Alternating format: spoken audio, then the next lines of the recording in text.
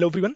सो आज के इस वीडियो में हम जावा उप्स कॉन्सेप्ट का सबसे ज़्यादा important concept which is inheritance उसके बारे में पढ़ेंगे। अब ये कॉन्सेप्ट नाम से ही समझ में आ रहा है कि कहीं ना कहीं हम इसमें इनहेरिट करने की कुछ बात कर रहे होंगे, राइट। अब ये होता क्या है इसके बारे में समझते हैं। तो देखो, उप्स कॉन्सेप्ट जो जावा के अंदर में आया है, कहीं ना कहीं आपका जो ड्राई प्रिंसिपल होता है उसको अचीव करने के लिए उप्स कॉन्सेप्ट आया है। ड्राई प्रिंसिपल बोले तो डोंट रिपीट योर सेल्फ। अगर आपने कोई पीस ऑफ कोड एक बार लिख दिया तो उसको आप रिपीट मत करो, उसको डुप्लीकेट मत लिखो। इनहेरिटेंस जो होता है कहीं ना कहीं ड्राई प्रिंसिपल को अचीव करने के लिए कॉन्सेप्ट लेके आया गया है। अब इनहेरिटेंस क्या बोलता है? ये बोलता है कि अगर आपका एक क्लास है, एक बार इसका डेफिनेशन देख लेते हैं। So it is a mechanism in Java by which one class is allowed to inherit the features. Features बोले तो fields and methods of another class. ठीक है। तो इनहेरिटेंस आपका बोलता है कि अगर आपके पास एक क्लास है, क्लास ए, इसके अंदर जो भी आपने फीचर्स बोले तो फील्ड्स जो भी आपने डिफाइन करे हैं या जो भी मेथड्स आपने लिखे हैं, अगर आपको उसको रीयूज करना है किसी दूसरे क्लास के अंदर में, तो आप इनहेरिटेंस कॉन्सेप्ट का यूज करके आप डायरेक्टली रीयूज कर सकते हो। आपको फिर से लिखने की जरूरत नहीं है। कोड को फिर से लिखने की जरूरत नहीं है, डुप्लीकेट करने की जरूरत नहीं है। इस इनहेरिटेंस कॉन्सेप्ट का यूज करके बेसिकली आप DRY principle, don't repeat yourself principle को अचीव करते हो। ठीक है। अब देखते हैं। So we are achieving inheritance by using of extend keyword, बहुत इंपॉर्टेंट है। सो जावा के अंदर में एक्सटेंड कीवर्ड का यूज करके कहीं ना कहीं आप इनहेरिटेंस कॉन्सेप्ट को यूज करते हो, अचीव करते हो। Inheritance is also known as is a relationship, बहुत इंपॉर्टेंट है जब आप लो लेवल डिजाइन क्वेश्चंस कर रहे होगे। बहुत इंपॉर्टेंट है इज अ रिलेशनशिप। हमेशा आपको डेली लाइफ में जब भी आप कोड, पीस ऑफ कोड लिखोगे ना, लो लेवल डिजाइन में क्वेश्चंस सॉल्व करोगे, उस टाइम पे इज द रिलेशनशिप बहुत इंपॉर्टेंट है, हमेशा यूज होगा। जहां भी इज अ रिलेशनशिप है इसका मतलब वहां पे इनहेरिटेंस की बात आप कर रहे हो। अब जैसे for example student is a person, तो यहाँ पे इज अ रिलेशनशिप है, इसका मतलब यहाँ पे इनहेरिटेंस का यूज होगा ही होगा। ठीक है। अब थोड़ा और इसको ना अच्छे से समझते हैं विद एग्जांपल। तो जैसे देखो, इनहेरिटेंस का तो समझ में आ गया कि ठीक है भाई, एक क्लास की सारी प्रॉपर्टीज को किसी दूसरे क्लास के अंदर में इनहेरिट करने का जो कॉन्सेप्ट है उसे ही हम इनहेरिटेंस बोलते हैं।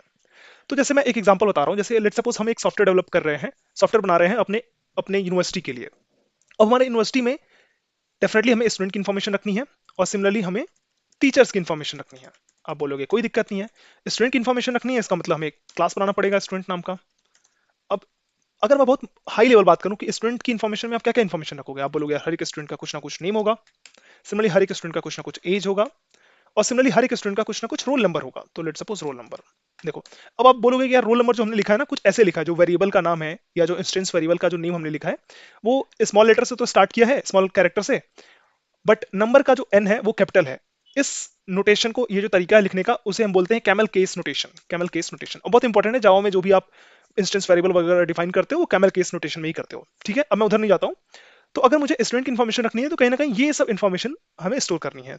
सिमिलरली अगर मैं बोलूँ कि अगर मुझे टीचर की इन्फॉर्मेशन रखनी है तो मुझे क्या क्या रखना होगा। आप बोलोगे यार टीचर का भी तो कुछ ना कुछ नाम होगा, तो टीचर के अंदर में नेम नाम का एक इंस्टेंस वेरिएबल बना लिया। सिमिलरली हर एक टीचर का कुछ ना कुछ एज होगा और हर एक टीचर का कुछ ना कुछ सैलरी होगी। तो let suppose salary, but definitely teacher का तो आपका रोल नंबर होगा नहीं, राइट। तो ये टीचर की इन्फॉर्मेशन रखने के लिए हमने एक क्लास बनाया। सिमिलरली आपका स्टूडेंट की इन्फॉर्मेशन रखने के लिए हमने दूसरा क्लास बनाया। अब इसमें देखोगे तो प्रॉब्लम क्या है? प्रॉब्लम ये है कि यहाँ पे ड्राई प्रिंसिपल फॉलो नहीं हो रहा है। मैं नेम और एज, जो आपका दो इंस्टेंस वेरिएबल है, वो स्टूडेंट क्लास के भी अंदर में डिफाइन किया मैंने, टीचर क्लास के भी अंदर में डिफाइन किया, कहीं ना कहीं डुप्लीकेट हो रहा है। इस प्रॉब्लम को दूर करने के लिए, बोले तो डोंट रिपीट योरसेल्फ प्रॉब्लम को दूर करने के लिए, या बोले तो ड्राई प्रिंसिपल को अचीव करने के लिए, जॉल ने बोला कि आप एक काम करो, इनहेरिटेंस का यूज करो। मतलब जो भी बेसिक चीजें हैं उसको किसी आप दूसरे क्लास में मूव कर दो। लेट सपोज हम एक क्लास बनाते हैं विच इज कॉल्ड पर्सन क्लास। अब आप बोलोगे पर्सन जो होगा उसके अंदर में क्या क्या होगा। आप बोलोगे यार हर एक पर्सन का कुछ ना कुछ नेम तो होगा ही होगा, तो हमने स्ट्रिंग नेम कर दिया। सिमिलरली हर एक पर्सन का कुछ ना कुछ एज होगा, तो हमने string age sorry int age कर दिया। और भी चीजें कर सकते थे बट अभी हम लोग बहुत सिंपल रखते हैं, राइट। तो हमने एक क्लास आपका पर्सन नाम का बना दी। अब हम चाहते हैं कि हम स्टूडेंट नाम का क्लास बनाएं, तो हमने एक स्टूडेंट नाम का क्लास बनाया। बट अब हम स्टूडेंट के अंदर में क्या रखना चाहते हैं? स्टूडेंट के अंदर में नेम रखना चाहते हैं, एज रखना चाहते हैं, और स्टूडेंट का कुछ ना कुछ रोल नंबर होगा, तो हमने रोल नंबर लिख दिया। बट हम चाहते हैं कि जब स्टूडेंट क्लास का हम डिफिनेशन लिख रहे हैं ना, उस टाइम पे हम नेम और एज फिर से ना लिखें। तो ठीक है, अगर आप नहीं लिखना चाहते हो तो आपके बिहाफ पे तो किसी को तो लिखना पड़ेगा। इनहेरिटेंस का यूज करके आप जावा को बोलते हो कि भाई मेरे बिहाफ पे तुम ही लिख दो। अब इनहेरिटेंस कैसे यूज करते हो? आप कहीं ना कहीं एक्सटेंड्स कीवर्ड का यूज करते हो, एक्सटेंड्स पर्सन। अब जैसे ही आप ये लिखते हो ना, जाओ को समझ में आ जाता है कि ठीक है, स्टूडेंट जो क्लास है वो पर्सन क्लास को एक्सटेंड कर रही है। मतलब जो भी चीजें पर्सन क्लास के अंदर में है वो तो रहेगी ही रहेगी, और जो भी आपने एक्स्ट्रा आपको स्टूडेंट क्लास में डिफाइन करनी थी वो आप डिफाइन कर सकते हो। तो कहने का मतलब ये है, जैसे ये आपने क्लास लिखा, इस क्लास को आप सेव करोगे, कैसे सेव करोगे? लेट सपोज आपने सेव किया स्टूडेंट डॉट जावा। जब इस क्लास को आप कंपाइल करोगे तो क्या होगा? कंपाइल करने के बाद हमें पता है स्टूडेंट डॉट क्लास फाइल बनती है। जावा क्या करता है? जावा देखता है कि ठीक है, स्टूडेंट जो क्लास है वो पर्सन क्लास को एक्सटेंड कर रही है। इसका मतलब जो भी पर्सन क्लास के अंदर में जो भी चीजें होंगी, जो भी फीचर्स होंगे, इंस्टेंस वेरिएबल या मेथड्स, वो सारे के सारे जावा आपके बिहाफ पे यहाँ पे कॉपी कर देगा। अब जैसे ही कॉपी कर देगा तो आपका काम हो गया। आप करना तो ही चाहते थे, राइट? बट आपको कोड में रिपीट करने की जरूरत नहीं पड़ रही है, जावा आपके बिहाफ पे कर रहा है। कैसे कर रहा है? जब आपने एक्सटेंड पर्सन किया तब। ठीक है, बात समझ में आई क्या? इसी कॉन्सेप्ट को हम लोग बोलते हैं इनहेरिटेंस का कॉन्सेप्ट। मतलब एक क्लास, स्टूडेंट क्लास, दूसरी क्लास बोले तो पर्सन क्लास को इनहेरिट कर रही है, उसकी प्रॉपर्टीज को इनहेरिट कर रही है। ठीक है। सिमिलरली अगर आप बोलोगे यार मुझे टीचर लिखना है, तो टीचर लिखना है तो अच्छी बात है, आप टीचर में टीचर क्लास को एक्सटेंड कर दो पर्सन क्लास से। और इसके अंदर में जैसे ही आप एक्सटेंड करोगे ना, इसका मतलब नेम और एज टीचर क्लास के अंदर में ऑटोमेटिक डिफाइन हो गया है। अब जो भी एक्स्ट्रा चीज आपको डिफाइन करनी है आप वो कर लो। आप जानते हो टीचर का कुछ ना कुछ सैलरी होता है, तो आपने सैलरी डिफाइन कर दिया, राइट? कहने का मतलब ये है कि जैसे ही आपने एक्सटेंड पर्सन लिखा, जावा ने आपके बिहाफ पे इसको कॉपी किया और यहाँ पे ऐड किया। ये ऐड ऑटोमेटिकली आपका इंटरनली वो कर देगा। ठीक है, चलो बात समझ में आई क्या? ठीक है, तो इसका मतलब जब भी आप टीचर क्लास का ऑब्जेक्ट बनाओगे ना, आपको नेम भी मिलेगा, एज भी मिलेगा, सैलरी भी मिलेगी। अब इसको एक बार इंटेलिजे में करके देख लेते हैं। तो मैंने इंटेलिजे में क्या किया है, एक पर्सन नाम का क्लास बनाया है स्ट्रेट फॉरवर्ड, जिसमें आपका पर्सन के अंदर में एज है, नेम है। सिमिलरली मैंने एक स्टूडेंट नाम का क्लास बनाया है जो आपके पर्सन नाम के क्लास को इनहेरिट कर रही है। इसी को हम बोलते हैं स्टूडेंट इज अ पर्सन। मतलब जहां पे इज अ रिलेशनशिप होता है वहां पे हम लोग कहीं ना कहीं इनहेरिटेंस की बात कर रहे होते हैं। यहाँ पे हमने केवल केवल रोल नंबर लिखा है। इसका मतलब जो भी पर्सन क्लास के अंदर में हमने लिखा था वो यहाँ पे इनहेरिट होकर के आ जाएगा, जावा ऑटोमेटिकली हैंडल करेगा, आपको करने की जरूरत नहीं है। सिमिलरली हमने एक टीचर क्लास बनाया जिसके अंदर में सैलरी डिफाइन किया, बाकी पर्सन क्लास से आ जाएगा। अब देखो, जैसे ही आप मेन क्लास में ना स्टूडेंट का ऑब्जेक्ट बनाते हो, कैसे बनाओगे ऑब्जेक्ट? आप बोलोगे न्यू स्टूडेंट। जैसे आपने ये स्टेटमेंट लिखा, आपका ऑब्जेक्ट बन के तैयार हो गया स्टूडेंट क्लास का। अब इस ऑब्जेक्ट को स्टोर करने के लिए रेफरेंस वेरिएबल भी तो बनाना पड़ेगा। तो रेफरेंस वेरिएबल किस टाइप का होगा? वो भी स्टूडेंट टाइप का होगा। Let's suppose obj is equal to this. अब जैसे ही आप obj डॉट करोगे ना, देखो ये क्या क्या आपको सजेस्ट कर रहा है, name, age, roll number. But अगर आप स्टूडेंट क्लास के अंदर में जाओगे ना, तो यहाँ पे तो आपने एज और नेम तो डिफाइन किया ही नहीं था। बट ये कैसे कर रहा है? एक्चुअली जावा ने आपके बिहाफ पे अंदर ही अंदर उसने सारा काम कर दिया है। ठीक है। सिमिलरली अगर आप स्टूडेंट ना लिख करके टीचर क्लास का ऑब्जेक्ट बनाते हो, तो डेफिनेटली आपको रेफरेंस वेरिएबल स्टोर करने के लिए टीचर क्लास का ही रेफरेंस बनाना पड़ेगा। नाउ ओबीजे डॉट जब करोगे तो देखो, अब नेम, एज, अब सैलरी आने लगा, सैलरी सजेस्ट करने लगा। बात समझ में आई? कहने का मतलब ये है कि जो भी पर्सन क्लास के अंदर में था वो ऑटोमेटिकली आपके टीचर क्लास के अंदर में इनहेरिट हो गया। इसी कॉन्सेप्ट को बोलते हैं इनहेरिटेंस।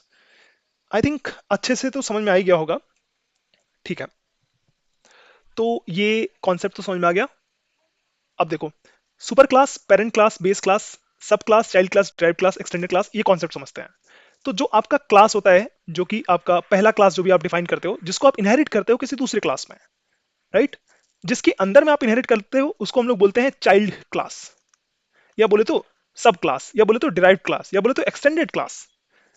और जिस क्लास की सारी प्रॉपर्टीज को आप इनहेरिट करते हो उसको आप बोलते हो पेरेंट क्लास। एक होता है ना कि पेरेंट्स की सारी सारी सारी प्रॉपर्टीज अपने चाइल्ड में आ जाती है, कुछ वैसा ही कॉन्सेप्ट है।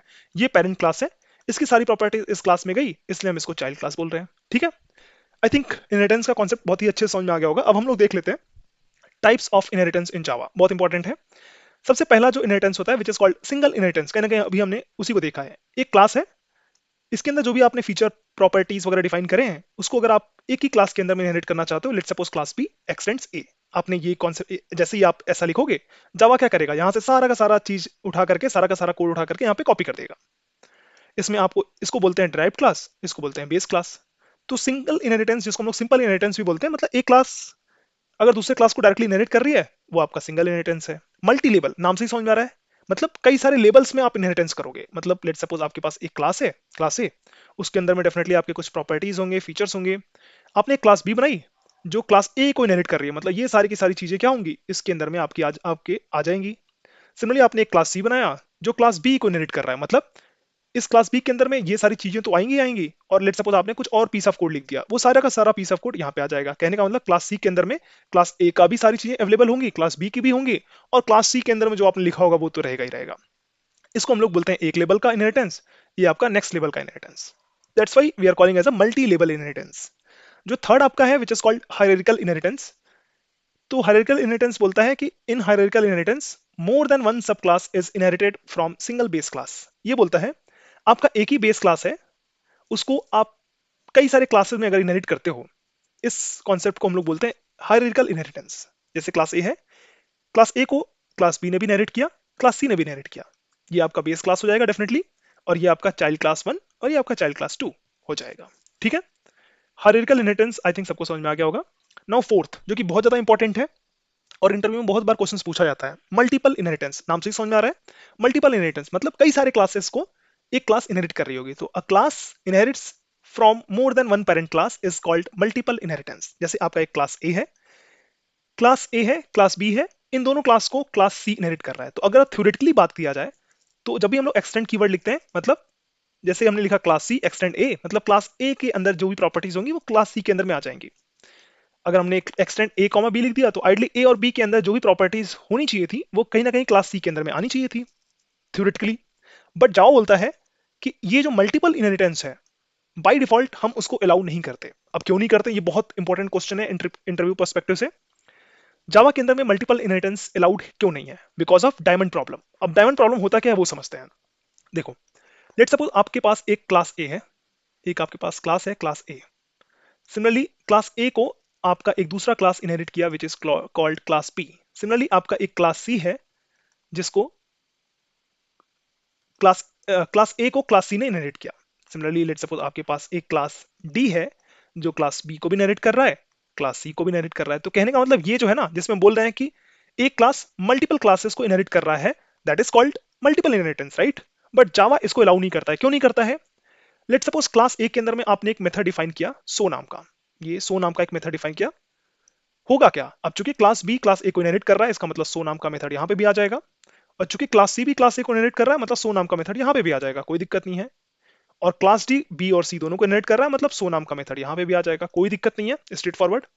अब लेट सपोज आप डी क्लास का ऑब्जेक्ट बनाते हो। ऑब्जेक्ट कैसे बनाओगे? न्यू डी, ये आपका ऑब्जेक्ट बन गया। अब इस ऑब्जेक्ट का रेफरेंस वेरिएबल आपने डी ओबीजे में रख लिया। अब जैसे ही आप करोगे ना ओबीजे डॉट सो, भाई जावा कंफ्यूज हो जाएगा कि ये सो मेथड जो कॉल करना है वो ये वाला सो मेथड कॉल करना है या ये वाला सो मेथड कॉल करना है। इसीलिए जावा वालों ने इस कंफ्यूजन की वजह से ही केवल मल्टीपल इनहेरिटेंस को अलाउ ही नहीं किया है, डिसेबल करके रखा हुआ है। ठीक है, जावा बोले तो जेवीएम कंफ्यूज हो जाता है। So why Java does not allow this?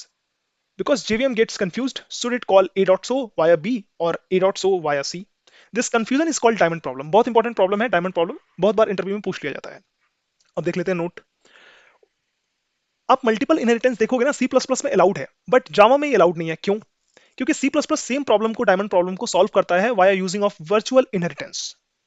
But Java वालों ने, जावा के जो डिजाइनर्स थे, उन्होंने चूज किया कि simplicity plus safety over complexity, इसलिए उन्होंने मल्टीपल इनहेरिटेंस को, इस डायमंड प्रॉब्लम को डिसेबल करके रखा हुआ है।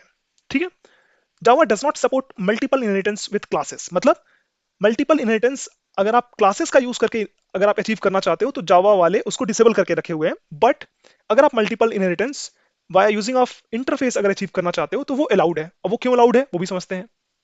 Because interface don't have implementation, hence no confusion. अब देखो, इंटरफेस के बारे में तो मैंने एक्सप्लेन किया नहीं, नेक्स्ट वीडियो में मैं इंटरफेस के बारे में बताऊंगा। इंटरफेस में होता क्या है, आपका इंप्लीमेंटेशन नहीं होता है। अब इंप्लीमेंटेशन नहीं होगा तो इसका मतलब जेवीएम कंफ्यूज नहीं होगा। इंप्लीमेंटेशन मतलब ये जो सो मेथड है ना, इसकी जो बॉडी होगी वो, अगर लेट सपोज ये क्लास ना रहता, अगर ये इंटरफेस रहता, ये क्लास ना रहता, ये इंटरफेस रहता, ये भी क्लास ना रहता, ये इंटरफेस रहता।